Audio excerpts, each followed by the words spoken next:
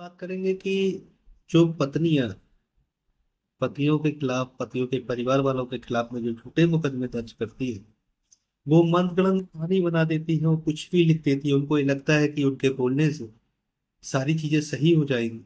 तो ऐसी स्थिति में हमें ऐसी कौन सी दो बातें पूछनी चाहिए जो उसके लिए मुसीबत की जड़ बन सकती है।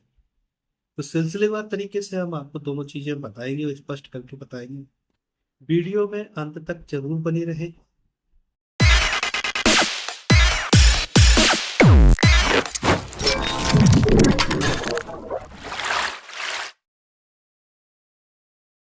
नमस्ते भाइयों, मैं हूं आपका दोस्त advocate Brahmadatt, Agra civil court से। कैसे हैं आप लोग?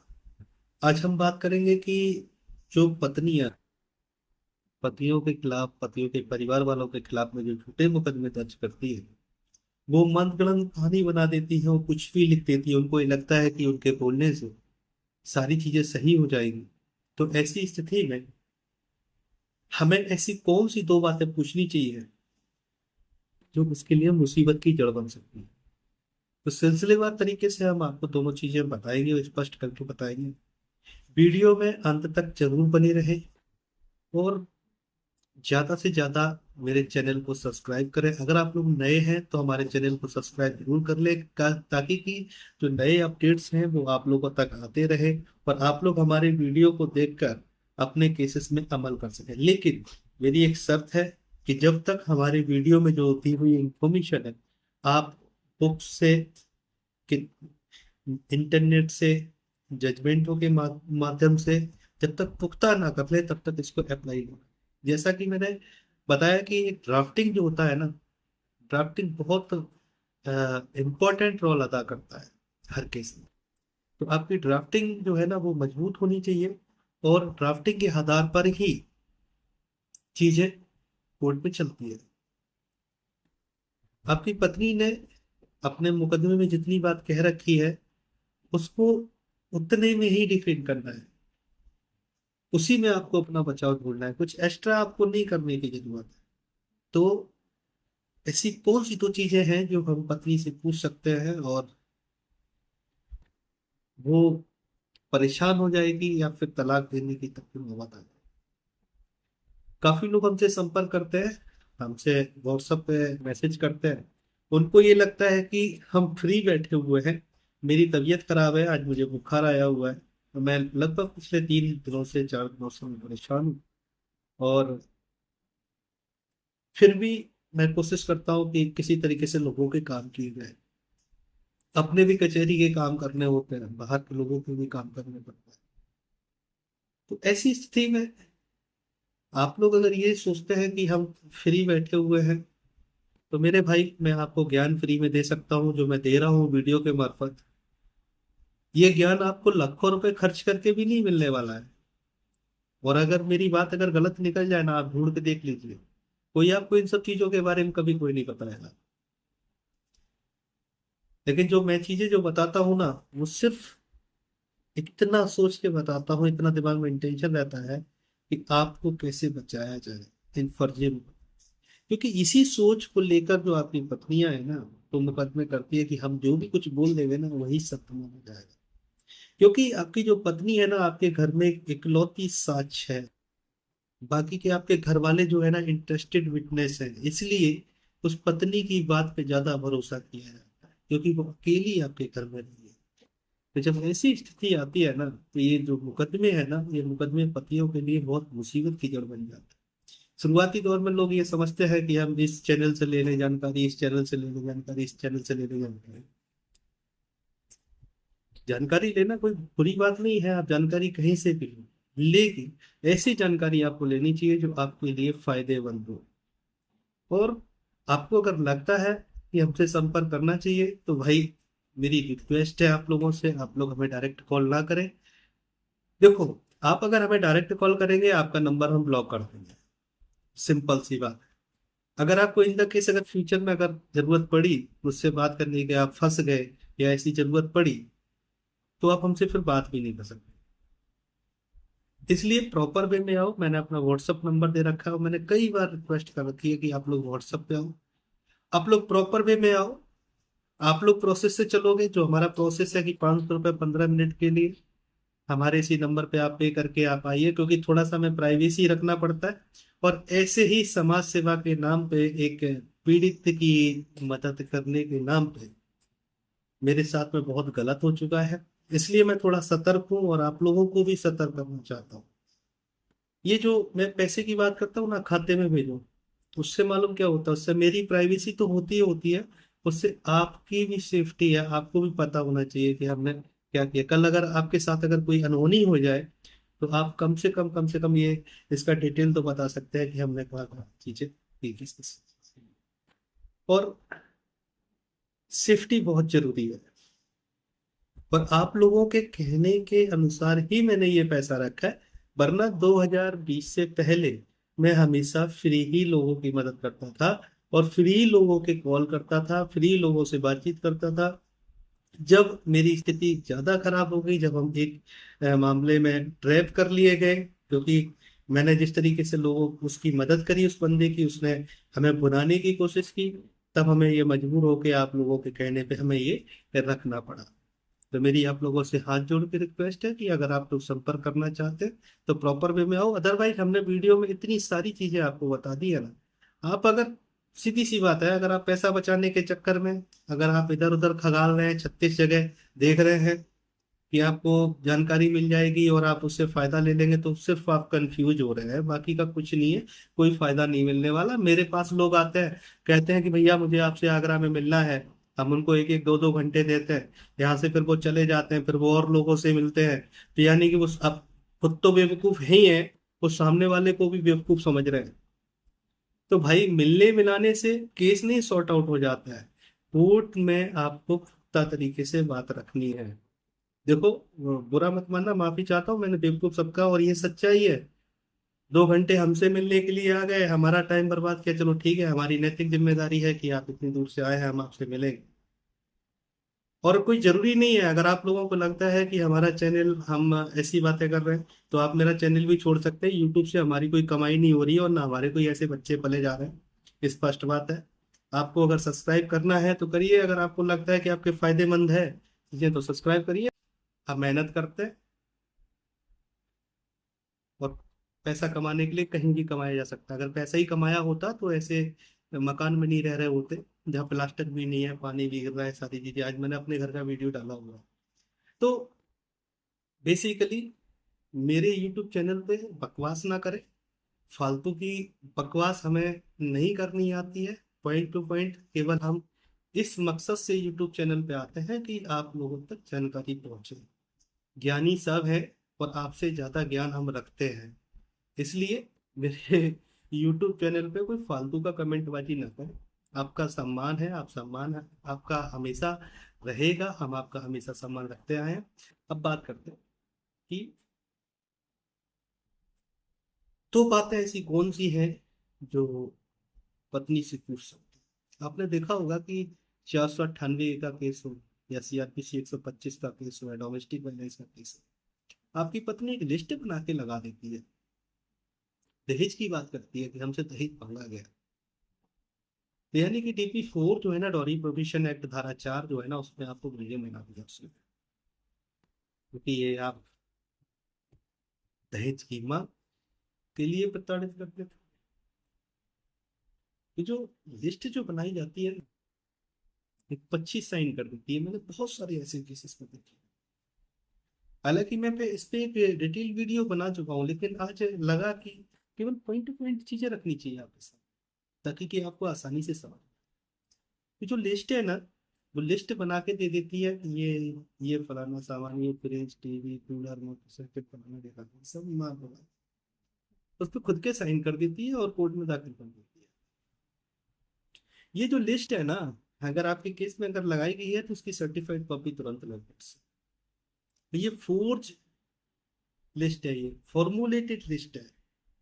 क्योंकि विधि अनुसार, जो कानून के मुताबिक जो लिस्ट होनी चाहिए, the maintenance of present list to groom and bright act जो 1985 है, डोरी प्रोविजन अमेंडमेंट धारा 2 जो है, उसके मुताबिक होनी चाहिए। और कैसी होनी चाहिए कि शादी के समय दोनों पक्षों से, वर पक्ष और वधु पक्ष, से जो भी आदान प्रदान किया जा रहा है उसका डिटेल होना चाहिए उस पे।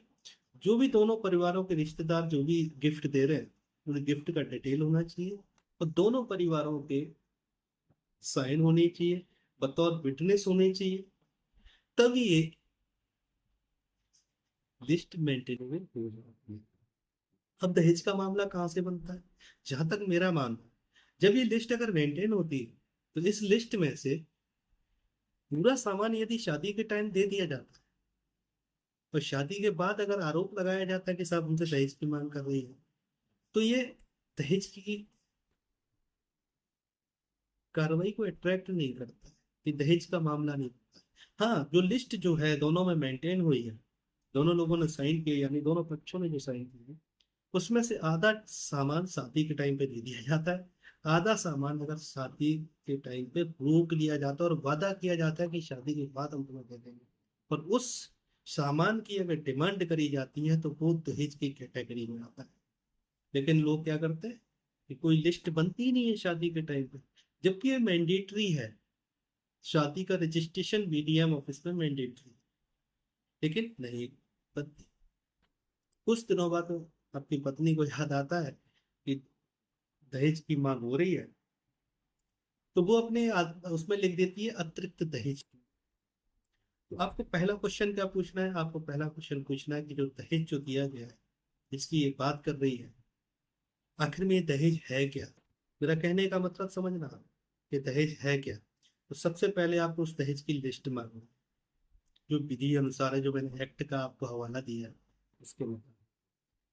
दूसरा, जब वो लिस्ट लिस्ट के आधार पर सामान के बिल मांगने हैं, आपको वाउचर मांगने हैं, और बिल और वाउचर में आपको ये देखने हैं कि जो जीएसटी वाले बिल हैं या नहीं है। अगर जीएसटी वाले अगर बिल आ जाते हैं, क्योंकि बिल भी पुख्ता होने चाहिए, ऐसा नहीं है कि कुछ भी कहीं से भी बनवा के लगवा दे। आमतौर पे मैंने कुछ केसेस में ऐसा देखा भी है कि कहीं से भी बनवा के ले आए। कभी कभी तो ऐसा हुआ कि कोई बिल लगाया गया तो उसमें लड़की बात कर रही है, यानी आपकी पत्नी जो बात कर रही है वो जेवर की बात कर रही है, और वो बिस्किट, सोने के बिस्किट, इस तरीके के बिल आ गए। तो पहले आपको बिल को देखना है, बिल को वेरीफाई करना है, सर्टिफाइड कॉपी कोर्ट से लेनी है। लेने के बाद में संबंधित जो सेल्स एंड कस्टम डिपार्टमेंट है ना, उससे वेरीफाई करना है कि ये जो बिल सही है या नहीं है।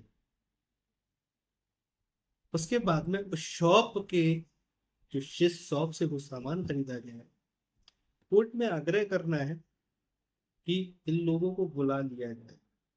अगर फोर्ज बिल बनाए गए हैं जिसमें जीएसटी नंबर नहीं है, और दुकानदार का नाम पड़ा हुआ है, दुकान का नाम पड़ा हुआ है, उसको आप एक लीगल नोटिस भिजवा सकते हैं अपने एडवोकेट के थ्रू।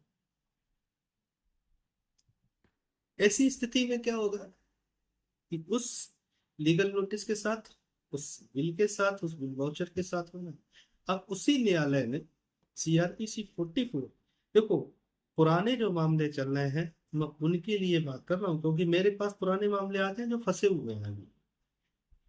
क्योंकि जो नए मामले होते हैं ना, उसमें क्या होता है कि जिस बंदे के नए मामले लग जाते हैं ना, लगने वाले होते हैं, वो क्या करता है, हमारे पास आ गया, किसी और के पास चला गया कल सलाह लेने, परसों किसी और वकील के बस्ते पे बैठा है, नरसों किसी और वकील के बस्ते पे, वो साल डेढ़ साल ऐसे ही निकाल देता है, गोला गोला खाते हुए।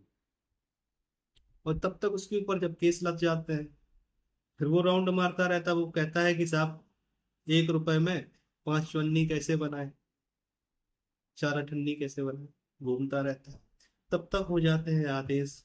जब आदेश हो जाते हैं, फिर वो चिकन भिन्नी बनते हुए हमारे पास में आता, तो मैं कहता हूँ ले जा भाई अपनी फाइल, मैं तेरे लायक नहीं, तू मेरे लायक नहीं, यहाँ पैसा चलेगा, पैसे से काम करेंगे।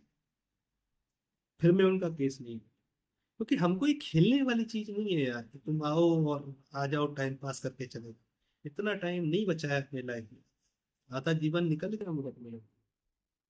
तो आपको सीआरपीसी 44 के तहत में ना, अगर ये बिल वगैरह गलत दिए गए हैं तो आपको आवेदन करना है और तुरंत मजिस्ट्रेट के थ्रू गिरफ्तारी मांगनी है। आपकी बीवी है ना, पैर पटकते हुए भागी। दूसरी, आपने देखा होगा कि अभी ट्रेंडिंग में चल रहा है रजनीश वर्सेस नेहा का।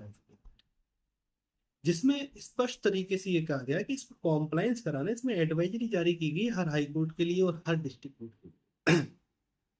लेकिन क्या किया जा रहा है, इसके फॉर्मेट को बदला जा रहा है, फॉर्मेट में काट छाट करी जा रही है। किसी के 3 ही पन्ने रह जाते हैं, किसी के 4 पन्ने रह जाते हैं, किसी के 11 पन्ने हो जाते हैं।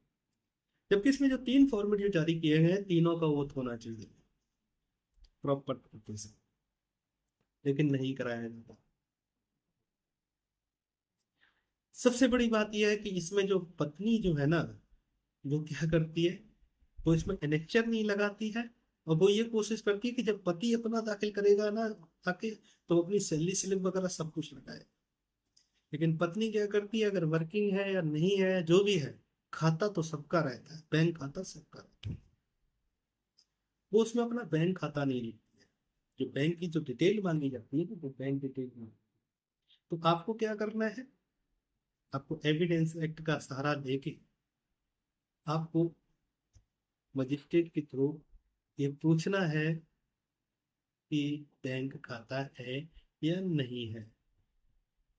अगर वो ये कहते कि हाँ ठीक है, अभी एक हाल में एक मामला आया था, 125 का मामला था, मेंटेनेंस हो गया था, काफी रुपए भरने थे। ऐसी स्थिति में क्या होता है कि खोपड़ी तो इंजीनियरिंग है ही है, ऐसा तो है नहीं कि हम घास खोद रहे हैं। तो भाई ठीक है, अदालत में गए, अदालत में पूछा कि बताइए क्या करना है। जो क्लाइंट था, क्लाइंट से बोला कि भैया पैसा जमा करना है। अदालत से बोला गया कि सर मेरा जो क्लाइंट है ना, वो खाते में पैसा अदा करना चाहता है, ताकि कि आगे भविष्य में ना न्यायालय का समय भी बर्बाद ना हो और हमारा भी समय बर्बाद ना हो। और ये महिला है, इसको बार बार पैसे लेने में दिक्कत आती है, यहाँ आने में दिक्कत होती होगी, इसलिए मैं चाहता हूँ कि इसके खाते में ही ड्रॉप कर दिया करूंगा, और जो पेमेंट किया करूंगा वो मैं स्वयं आके यहाँ दाखिल करूँ। तो जैसे ही ये बोलते हैं ना, तो पत्नी बोलती हाँ मेरे पास बैंक खाता है, डिटेल ले लिया जाता है उसका। बताओ भैया, क्योंकि जाती है इसी इंटेंशन से है, इनको पैसा चाहिए। तो तुरंत बोल दिया हाँ है, ले लिया रिकॉर्ड, उसको वेरीफाई कराया गया, तुरंत आदेश कराया गया कि साहब ये बैंक खाता देख लो कहीं बंद तो नहीं है। उस ब्रांच ने लिख के दे दिया कि हाँ ये खाता चालू है, और पूरा डिटेल मंगा लिया। उसमें देखा कि पत्नी के हर महीने 20-20 हजार रुपए आ रहे थे। क्या हुआ मेंटेनेंस का, खत्म कहानी। तो यहाँ पे आप बैंक अकाउंट्स भी मांग सकते हो। ऐसी बहुत सारी ऐसी कानूनी बारीकियां हैं जो सिर्फ आपको हम पैसे से ही देंगे, फ्री में नहीं देंगे। देखो मैंने एक चैनल का एक बंदा था, उसके बारे में एक वीडियो डाला, गलत इन्फॉर्मेशन दे रहा है, लेकिन हमारे पास भाई पैसा चलेगा, मेरे बच्चे बड़े बड़े हो गए, जिम्मेदारियां हैं, और हम फ्री में कोई काम नहीं करते। समाज सेवा से बच्चे नहीं पल रहे, समाज सेवा से पेट नहीं भर रहे। आपको बुरा लगे, माफी चाहता हूँ। दूर रहना चाहते हो दूर रहो, पास आना चाहते हो स्वागत है आपका, लेकिन इस तरीके से नहीं, क्योंकि मैं मेहनत करता हूँ और अभी भी जाग रहा हूँ आपके लिए, बुखार चढ़ा हुआ है, फीवर। बाकी का आप लोग जैसा आशीर्वाद दें, जैसा प्राइम ने दे, चैनल को सब्सक्राइब कर लें। कुछ भी समझ लो यार, हम तो मरे हुए आदमी हैं, आप ही लोगों के लिए जी रहे हैं, क्या फर्क पड़ता है, सब कुछ तो बर्बाद हो गया है।